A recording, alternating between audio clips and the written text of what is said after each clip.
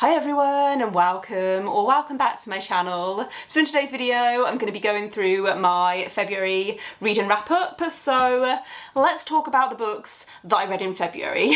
And to be fair, February in general was a very up and down reading month because it got to halfway through the month and I realised that I'd only finished 2 books, which isn't bad to be fair. Like 2 books in 2 weeks is not bad at all. However, I had a very ambitious February TBR and I was also starting to feel like I was slipping into a reading slump, so I was a little bit nervous that I wasn't going to complete my TBR in time. However, I am happy that by the time it got to the end of the month there was only 1 book from my TBR that I hadn't got round to, and that was an audiobook, which I'm fine with because it generally takes me longer to get round to audiobooks because obviously there's only certain situations where I can listen to audiobooks, but my audiobook TBR is a lot shorter than my physical TBR and my Kindle TBR. So yeah, overall I'm quite happy with how things went in February, considering other than 1 disappointment,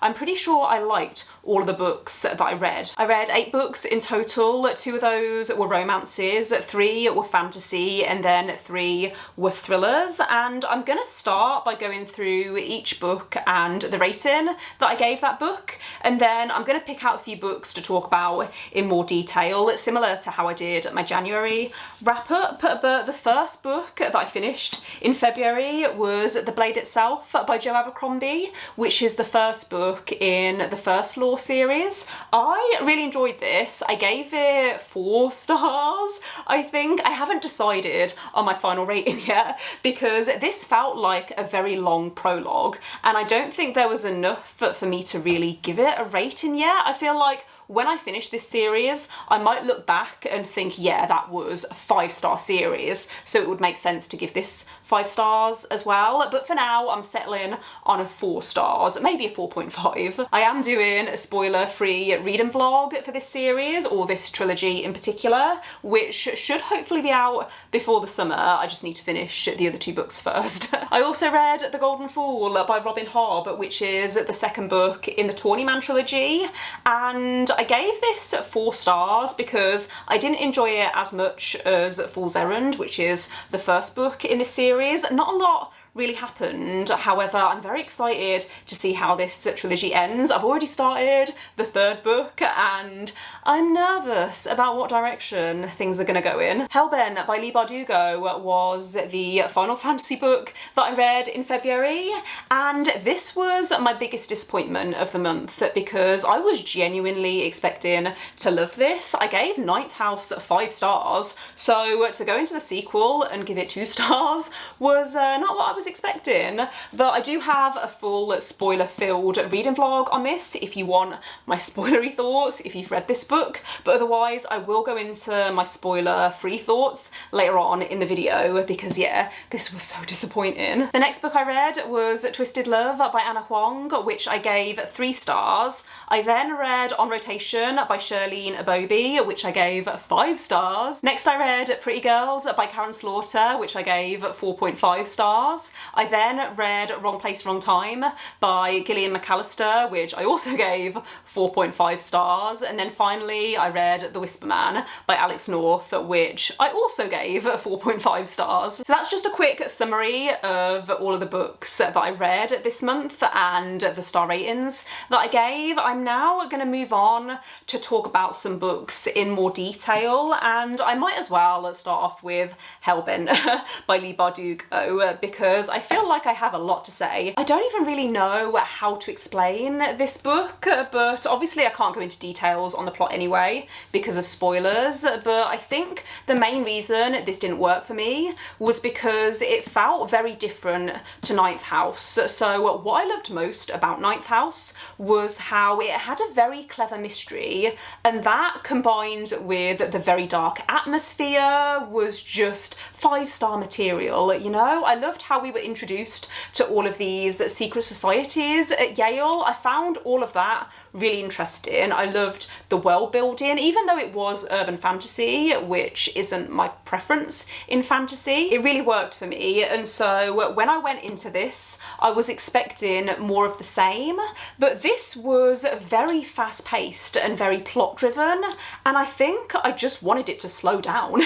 The characters weren't really reacting to the events that were happening around them, and I was struggling to process everything. There were also a lot of plot conveniences that really irritated me.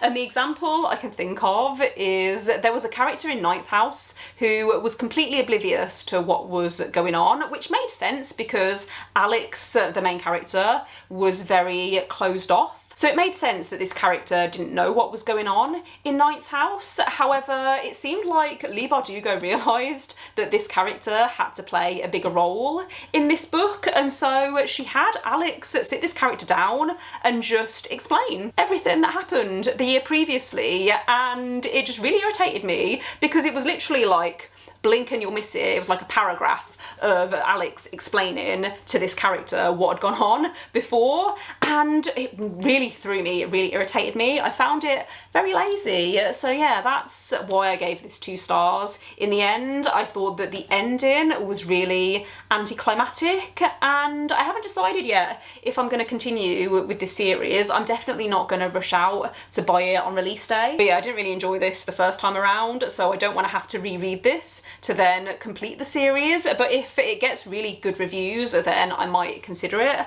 But yeah, I think this is going to be one of my most disappointing books of the year. So yeah, after I finished Hellbent, I was not feeling good. I was starting to feel like I was falling into a reading slump, and I wanted to try and avoid that. So the next book that I decided to pick up was Twisted Love by Anna Huang, which is a dark romance that got quite a bit of hype on TikTok at one point, and I wasn't sure if it was going to be for me, which, to be fair, I did end up giving it 3 stars overall. However, I think it was the perfect book for me to read at that point because it did help me avoid that reading slump. I really liked the writing and how addictive it was. Every time I picked it up, I didn't want to put it down, and that's exactly the kind of book that you want when you feel like you've fallen into a slump. So this is a brother's best friend romance, and it follows a main character called Ava who has a brother called Josh, and Josh is about to go travelling, so he asks his best friend Alex to keep an eye on Ava while he's away, which Ava obviously is not okay with because she's a grown woman and she doesn't need someone watching her every move.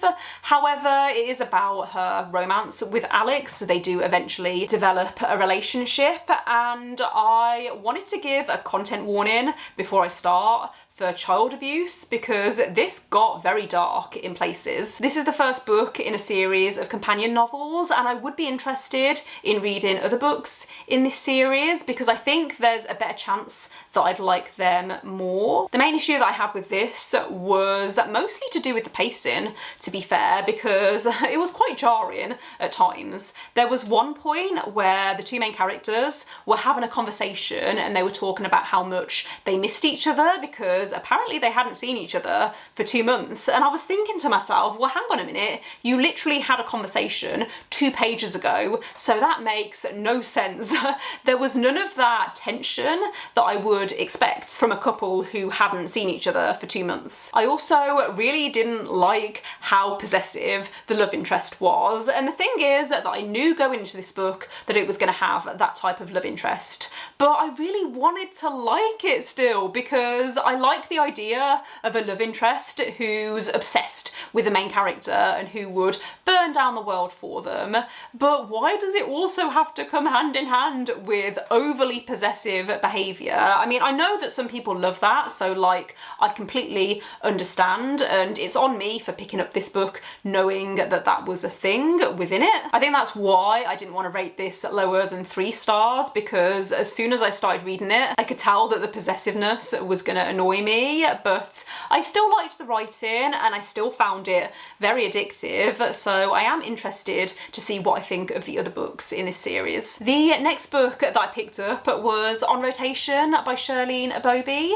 So this is a romance, but I would describe it more as a contemporary that has a side of romance, because it follows a main character called Angie, who's a med student, and at the start of the book things aren't going great for her. She's going through a bit of a rough patch because her boyfriend has just broken up with her, and then she finds out that she's not done as well in this important exam as she needed to, and so it's very a slice of life. It's about her trying to get her career back on track while also navigating complicated family relationships and complicated friendships. There's also a love interest that's introduced, and I did think that the romance was cute. I didn't think that I would like it at first because friends to lovers isn't my favourite trope, but I did end up feeling invested in the characters, and I really liked Angie as a main character. I thought that it was very realistic, the way that she was written. I liked that we spent time with her at work, but we also saw her personal life.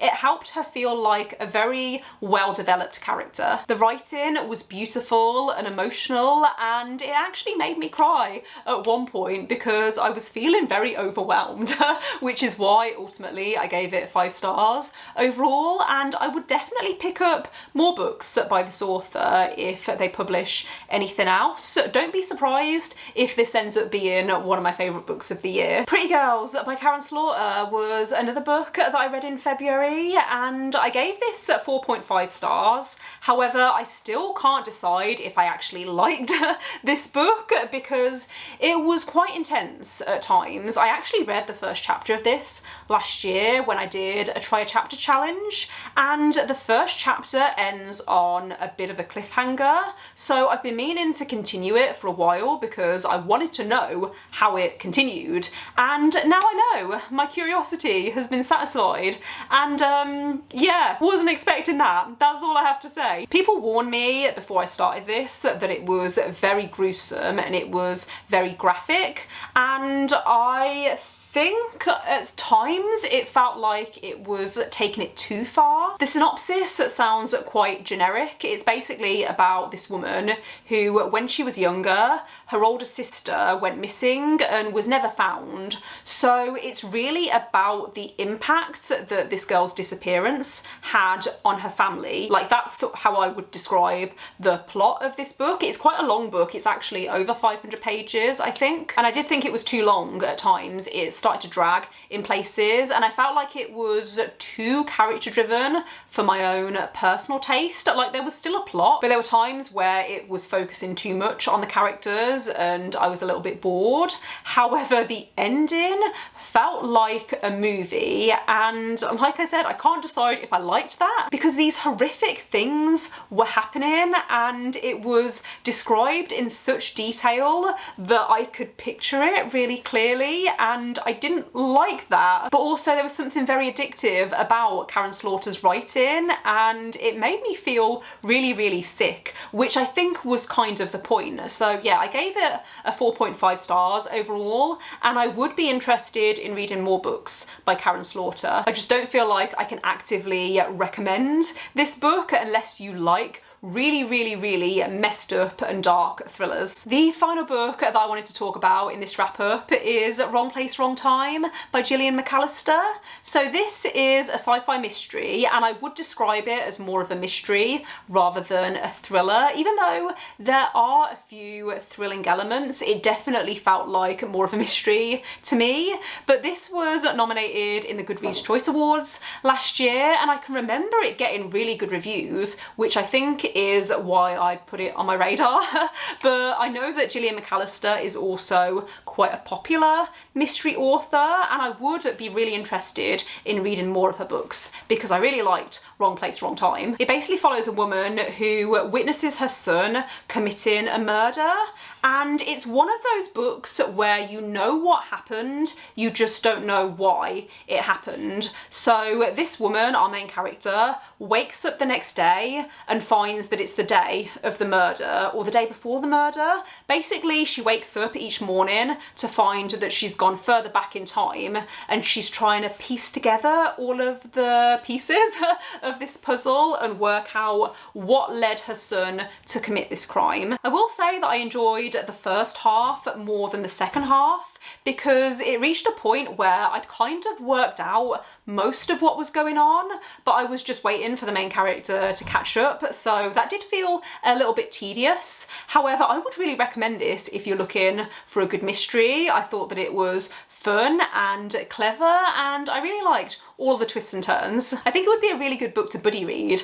as well, actually, because there's a lot that you can theorise on, and I liked that it kept me on my toes, and there were some parts where I was completely surprised, and there were some aspects that I did guess, but it was nice to have a few surprises anyway. But yeah, that does bring me to the end of the video, so thanks for watching. If you made it this far, let me know in the comments if you've read any of these books and what you thought of them, and don't forget to give this video a thumbs up if you liked it and click subscribe if you would like to see more videos from me. But otherwise, I will see you next time. Bye.